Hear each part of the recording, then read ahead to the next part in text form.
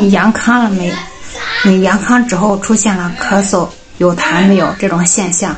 广大网友都出现了，因为我刷视频的时候，好多人都是发烧过后，现在进入了恢复阶段，就是咳嗽有痰这个阶段。咳嗽有痰，我也是，因为我第一批就阳了之后呢，我就喉咙像刀割一样，咳嗽还疼。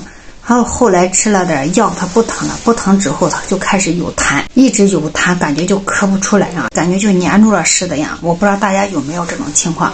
如果说你咳嗽有痰的话，咱可以在评论区里互动一下。我这个呢持续了有半个月左右吧，有一次就咳嗽了5分钟，眼泪都出来了，那感觉到肺都要出来了。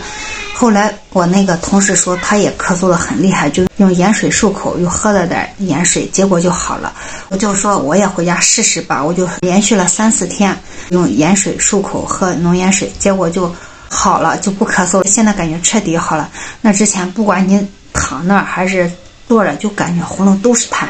专家也称了，其实咳嗽呢，就是说我们的病情已经接近尾声了。咳嗽代表着我们的机体已经快恢复好了，它是一个正常的过程。如果说你出现咳嗽了，也不要惊慌，看看咳嗽的严重，但是你千万不要憋着，你也憋不住。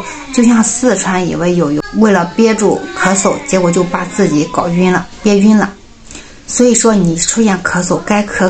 如果说你的症状比较轻微的话，你可以吃一些食疗法，比如像梨水呀、枇杷膏呀、热橙水呀，这些咱都可以就是去治一下。还有喝浓盐水，我这个就是喝浓盐水治好的，每个人的情况不一样吧。好，今天呢就希望大家出现咳嗽不要惊慌，多休息，多喝水，采用食疗法。好，今天就分享到这儿。